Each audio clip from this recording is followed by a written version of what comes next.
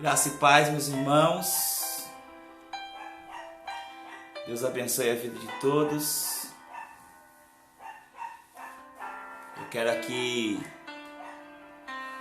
nesse momento, deixar uma palavra de reflexão para nós, de ânimo para a sua vida e de consciência. Eu estava aqui meditando na palavra em Romanos 8, capítulo 1.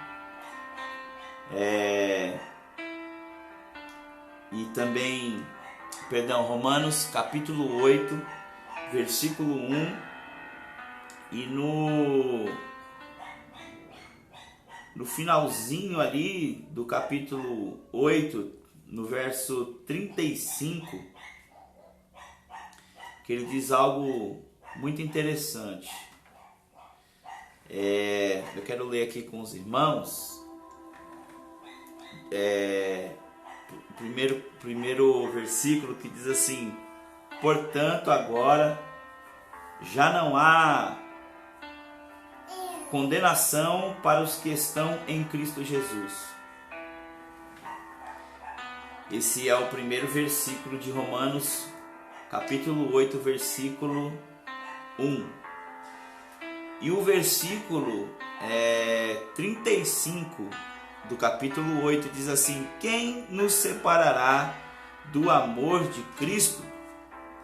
E aí Paulo deixa bem claro: será a tribulação, ou angústia, ou a perseguição, ou fome, ou nudez, ou perigo, ou a espada.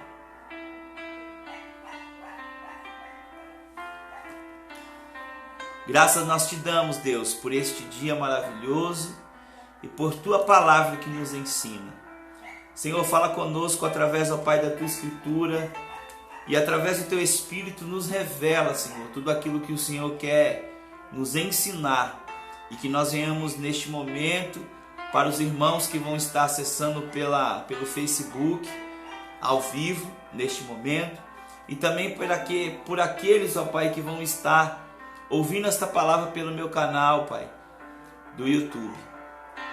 Senhor, nos ensina, capacita a gente, Espírito Santo, sobre tudo aquilo que o Senhor tem para tratar conosco, inclusive a mim neste momento.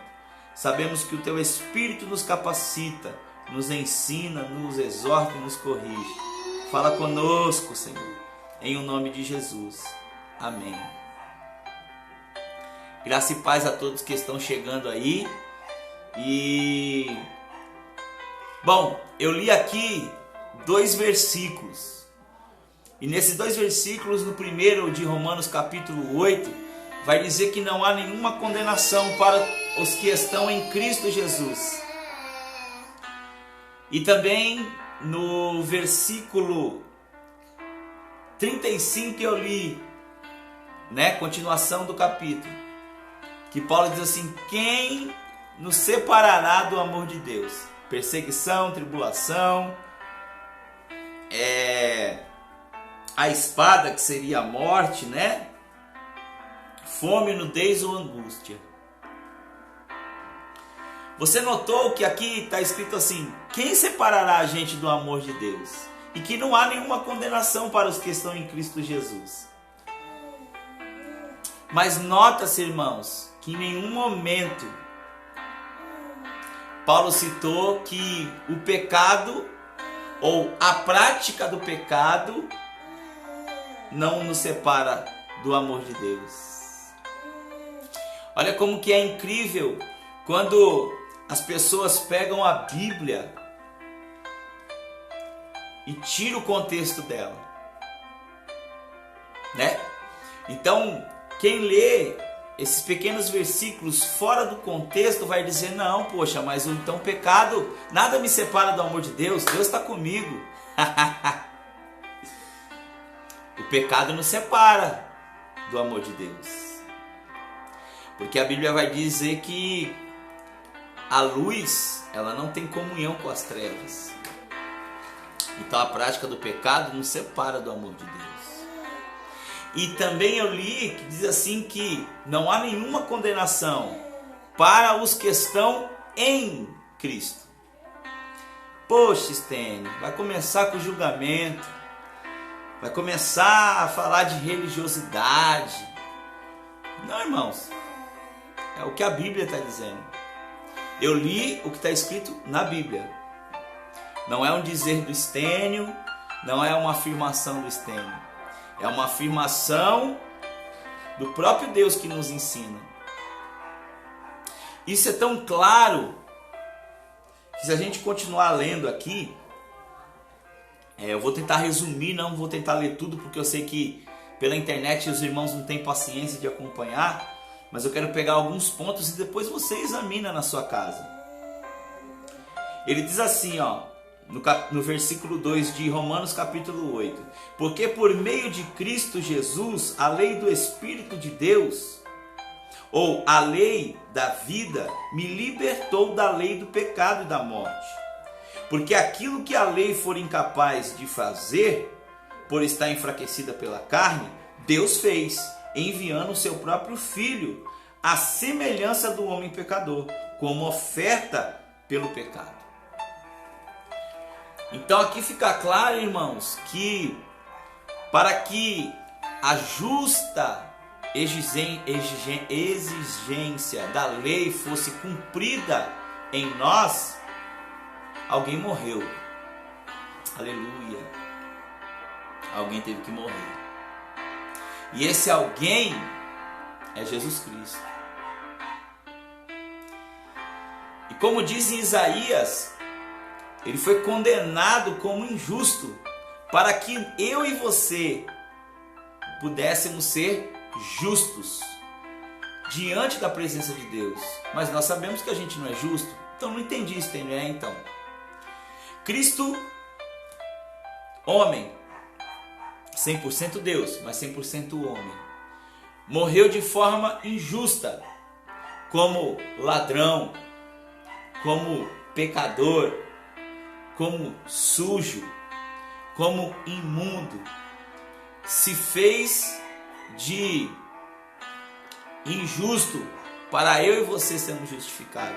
E aí é uma pergunta muito interessante: será que nós temos verdadeiramente consciência disso? Porque se temos consciência disso e sabemos disso de verdade, somos gratos.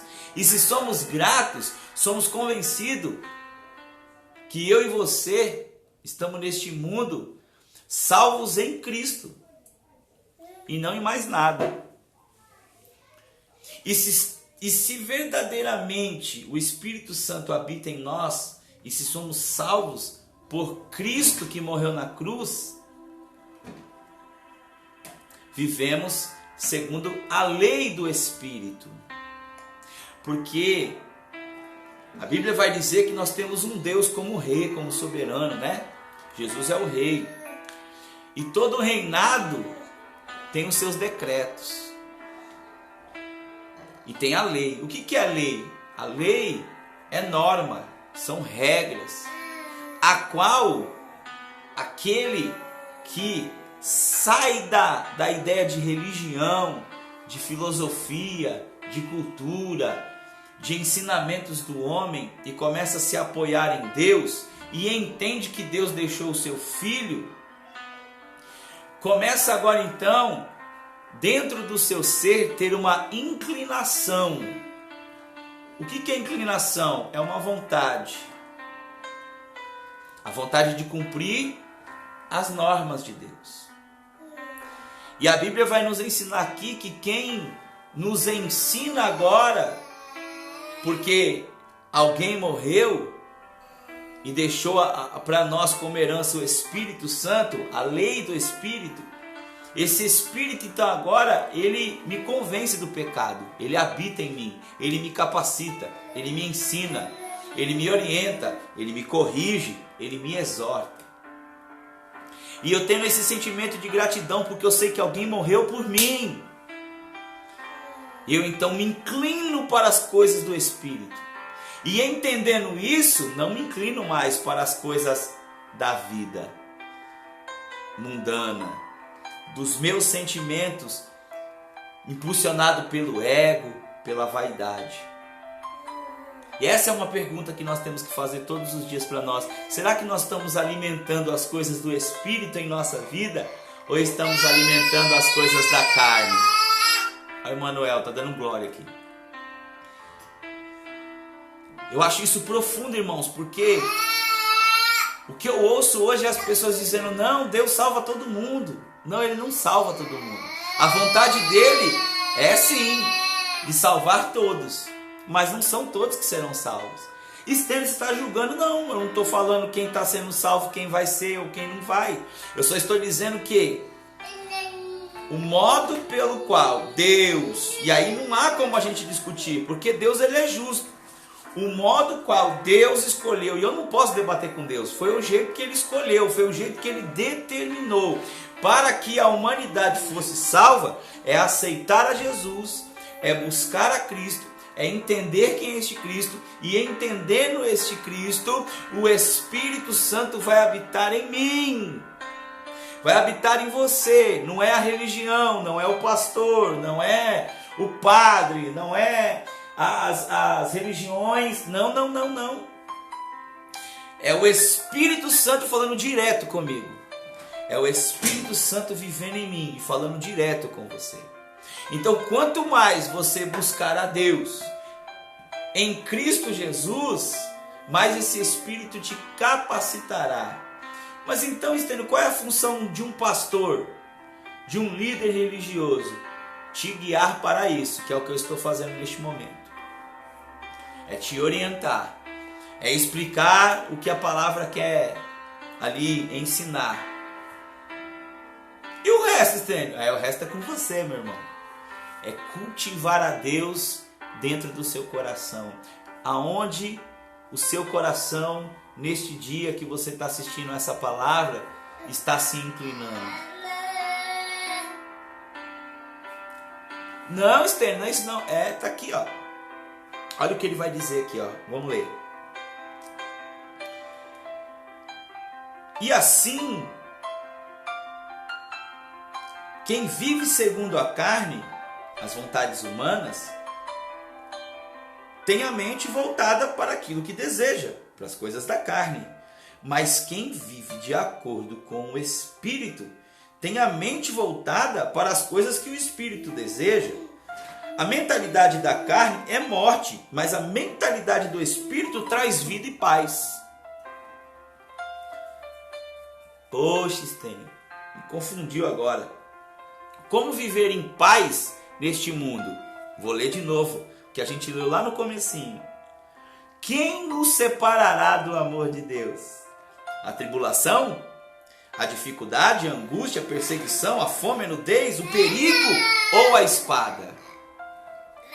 Deus, neste momento que você está assistindo essa palavra, através do Espírito Santo, Ele quer nos capacitar a viver uma vida de paz, a viver uma vida, como está escrito aqui, de paz, de tranquilidade, neste mundo caótico, através do Espírito Santo. Deus não está dizendo que não vai ter perseguição para os crentes, né? Por os evangélicos, não, estou falando de crentes, é algo mais além. Não estou desmerecendo os meus irmãos evangélicos de maneira nenhuma. É que eu estou falando, quando eu digo de crente, eu estou dizendo do crente verdadeiro, porque a gente sabe que no meio do mundo haverão os de mentira e os de verdade. Então eu não estou falando dos religiosos, dos praticantes.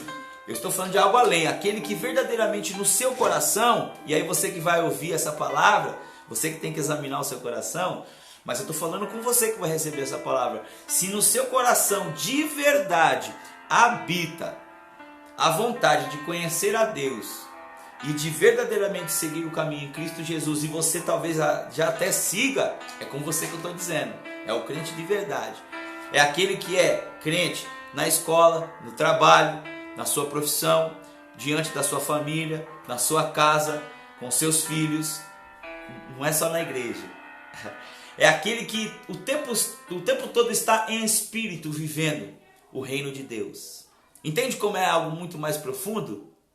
Não é algo subjetivo, não é frequentador de igreja, né? Não é frequentador de religiões. Não é aquele que procura através dos seus hábitos e das suas ações se justificar diante de Deus. Ah, Deus, mas eu faço aquilo, eu sou bondoso. O que está em julgamento aqui, ou em entendimento, meu amado, não é o quanto você consegue fazer coisas boas. É o quanto você consegue entendê-las e evoluir a sua vida capacitado pelo Espírito Santo. Eu vou falar algo aqui que muitas pessoas se negam a entender, mas é verdade. Quantas pessoas têm se esforçado no seu próprio entendimento para ter uma vida melhor? Ou seja, eu faço caridade. A minha religião diz que eu tenho que fazer o bem, que fazendo o bem já está tudo certo. É uma troca com Deus, né? Não, eu não faço o bem para ser salvo. Ei, eu não faço o bem para ser salvo. Por ser salvo, eu pratico o bem. Por ter essa gratidão de saber que o Cristo morreu por mim, eu pratico o bem. E quando eu erro, eu peço perdão e me arrependo do meu pecado, porque eu sei que Cristo morreu por mim. Então eu não conquisto a minha salvação pelos atos que faço. E o ser humano é assim, independente de religião. Quantas pessoas eu ouço, não, mas eu pago o preço, cara, eu jejuo, estou ali fazendo a obra. Esquece. Quando eu entendo o que Jesus fez por mim, o que Deus fez por mim, há em mim um sentimento de gratidão, de querer explicar algo que não dá para explicar, porque, cara, Ele morreu por mim, eu era injusto, eu sou injusto. Nós só somos justos diante de Deus porque alguém morreu por nós. Ei, você só é justo diante de Deus porque alguém morreu por você. Porque alguém que não tinha pecado, que não cometeu, aleluia, erro algum, falou, eu morro por ele. Nele não se achou culpa nenhuma, aleluia, culpa nenhuma. E ele morreu por mim. Então, cara, se ele morreu por mim, eu tenho gratidão, então, e aí, sabendo que ele condenou o pecado na carne. Por que ele condenou o pecado na carne, como diz aqui? Eu vou ler aqui para os irmãos, ó. Ele diz assim, ó. E assim condenou o pecado na carne, a fim de que as justas exigências da lei fossem plenamente satisfeitas em nós. Ele cumpriu o pecado, ele pagou o salário do pecado cumprindo na carne dele, cara. E na carne do ser humano. Como assim? Porque quando Cristo morre sem culpa, Ele condena a carne. Ele pega os pecados, as dívidas, aleluia, as dívidas que nós tínhamos e que nós temos e que nós vamos ter no futuro, e Ele apaga aquilo através da sua morte. Ele aniquila o pecado através da sua morte. Porque quando alguém chega nos céus para dizer assim, ei, o Estênio pecou, fulano pecou, ele fala, Senhor, meu espírito está lá ainda convencendo o Estênio para que ele saia desse pecado. Meu espírito está lá te convencendo para que você largue o pecado. E se no meu coração há um desejo profundo de conhecer a Deus, de viver nele, e eu aceito Jesus como o Messias, o Filho de Deus que morreu por mim, a minha inclinação vai ser para as coisas de Deus. E inclinado para as coisas de Deus, a lei de Deus, não dos homens, as normas de Deus, vai chegar até mim de forma que eu consiga compreender por que eu não posso fazer tal coisa. E aí eu entendo. Tendo esse entendimento, o Espírito Santo me convence e enche a mim e a você de um entendimento de que o que eu estava fazendo era errado. E por que eu estava errando? Há em mim o arrependimento. E aí eu mudo. Há em mim uma conversão. Há em você uma conversão. E essa conversão me faz com que haja em mim um sentimento de arrependimento. Então a lei de Deus e as suas exigências, elas agora conseguem chegar até a mim, porque o Espírito Santo me explica, ele me convence. Só que ele só vai convencer alguém se alguém tem, no mínimo, a intenção de querer mudar. Que é até uma discussão para alguns, né? Então a salvação não é meritória de Deus, Deus não faz tudo, o homem é que decide se vai ser salvo ou não. Pelo amor de Deus, Deus faz tudo. Mas sem tirar minha consciência, ele me convence, ele tem o poder disso. O Espírito Santo tem o poder de me convencer, tem o poder de me ensinar, tem o poder de te ensinar, de te convencer. Mas tem a nossa parte, que é mínima, que é do quê? De se inclinar para ele. Você tem se inclinado ao Espírito Santo de Deus? Você tem buscado entender por que você não consegue largar do vício, da droga, da cocaína, da prostituição, da pornografia, de falar mal do outro?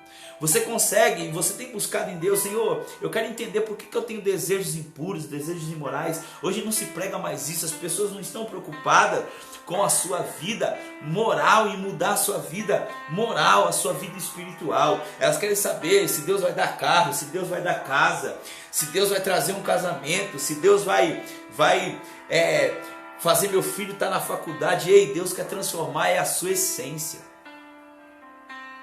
Deus quer transformar a minha vida. Nota-se que em nenhum momento eu falei de religião aqui, porque eu não estou preocupado com religião. Deus não está preocupado com religião, Ele está preocupado em salvar a sua alma, em transformar a sua vida. E é isso que Jesus veio fazer. Só que no meio desse povo hoje que busca somente transformações externas e não interna,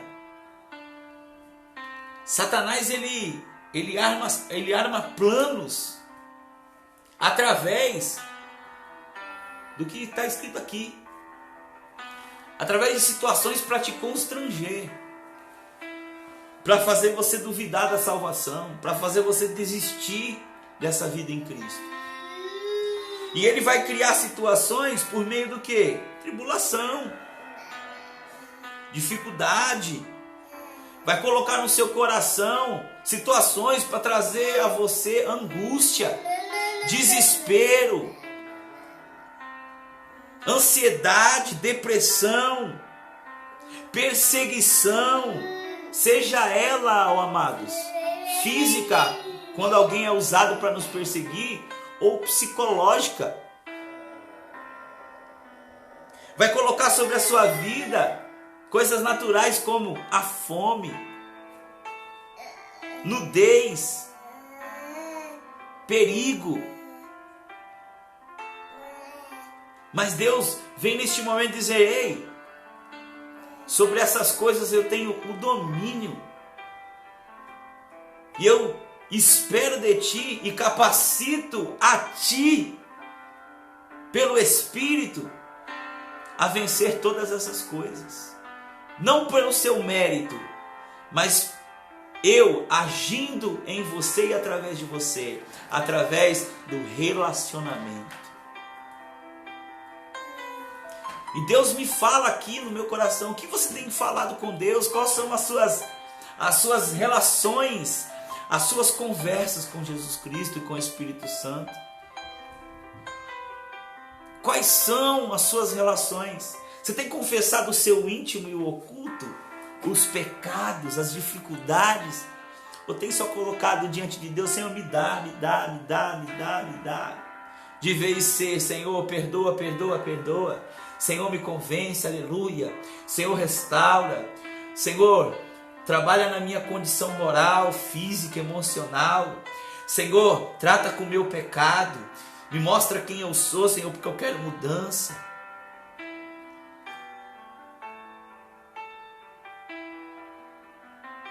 Nós não devemos mais nada para a vontade natural, mas devemos ao Espírito Santo. Como assim, Stênio? Entretanto, vocês não estão sob mais o domínio da carne, mas do Espírito. E se de fato o Espírito de Deus habita em vocês, entretanto, vocês não estão mais sob o domínio da carne, mas do Espírito. E se de fato é que o Espírito Santo habita em vocês. E se alguém tem o Espírito de Cristo, não pertence a Cristo. Mas se Cristo está em vocês, o corpo está morto por causa do pecado. O corpo está morto por causa do pecado. Mas se o Espírito,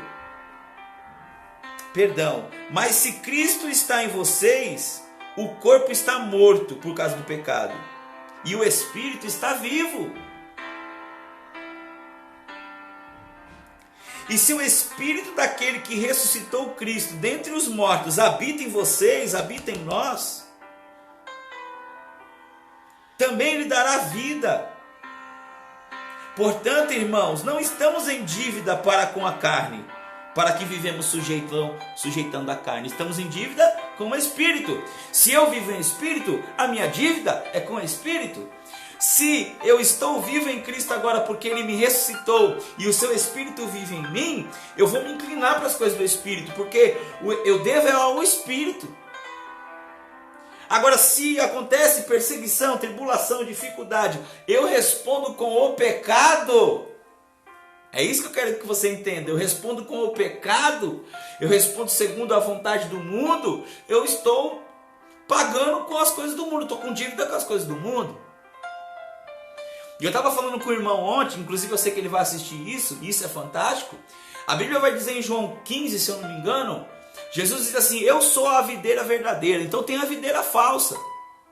E ele fala: vocês são os galhos, eu sou a videira. Aquele que está em mim, nele eu estarei. Aquele que permanecer em mim, nele eu permanecerei. E assim como eu sou com o Pai, vocês também serão com o Pai através de mim. Então não tem outro caminho que não seja Jesus. Mas da mesma forma eu quero que você entenda que quando eu me inclino para as coisas do mal,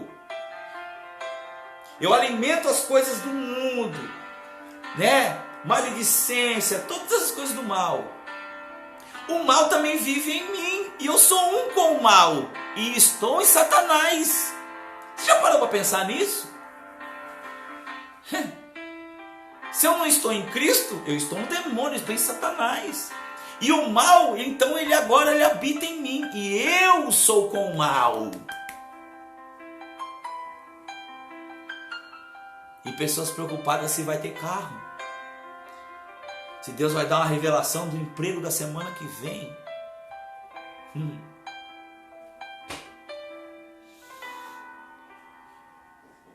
E Jesus e Paulo, através do Espírito Santo, deixa bem claro: quem nos separará deste amor? A tribulação? A angústia? A aflição? Perigo ou até a morte? Essas coisas não nos separam do amor de Deus, mas o pecado nos separa. Olha que coisa fantástica. E aí ele diz assim: mas em todas as coisas somos mais que vencedores, por meio daquele que nos amou. Olha como que as coisas são pequenininhas, mas a gente tem que prestar atenção e meditar. Mas em todas as coisas somos mais que vencedores. Você está passando dificuldade? Em tudo você é vencedor. Tudo colabora para aqueles que amam a Deus. Sabemos que Deus age em todas as coisas. Eu estou no mesmo capítulo, tá? Por isso que eu peguei aqui algumas coisas, porque eu sei que é muito texto, Os irmãos hoje em dia não têm mais paciência. Sabemos que Deus age em todas as coisas para o bem daqueles que o amam. Para o bem daqueles que amam a Deus. Como eu amo a Deus? Crendo no Filho. Pois aquele que de antemão conheceu também, nos predestinou para sermos conforme a imagem e semelhança do Filho. Tá vendo como tudo aponta para o Filho? Aí você vai dizer que eu estou falando de religião. Eu estou falando da Bíblia. É uma questão de fé. Se você não crê, beleza. Mas se você crê e diz que crê em Jesus, é isso aqui, ó.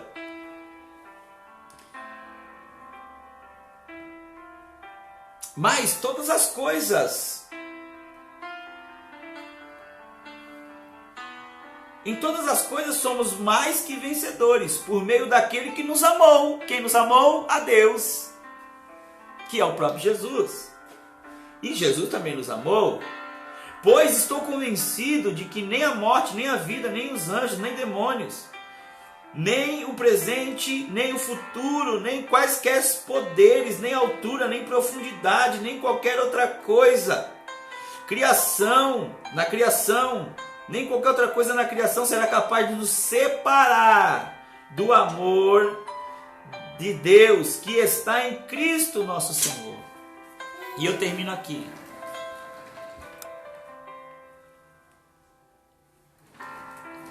Dificuldades, tribulações, lutas vão surgir para que a gente venha viver no pecado. Mas lembre dessa palavra daqui para frente. Fique firme. Busque cada dia mais conhecer a Deus. Busque cada dia mais se inclinar para as coisas do Espírito. Porque nada nos separará do amor de Deus, seguindo essas regras aqui. Fique firme. Mas não abandone a vida de pecado, irmãos. Eu tenho falado isso porque me entristece quando eu vejo cristãos, e agora estou falando para os crentes, evangélicos principalmente, dizem,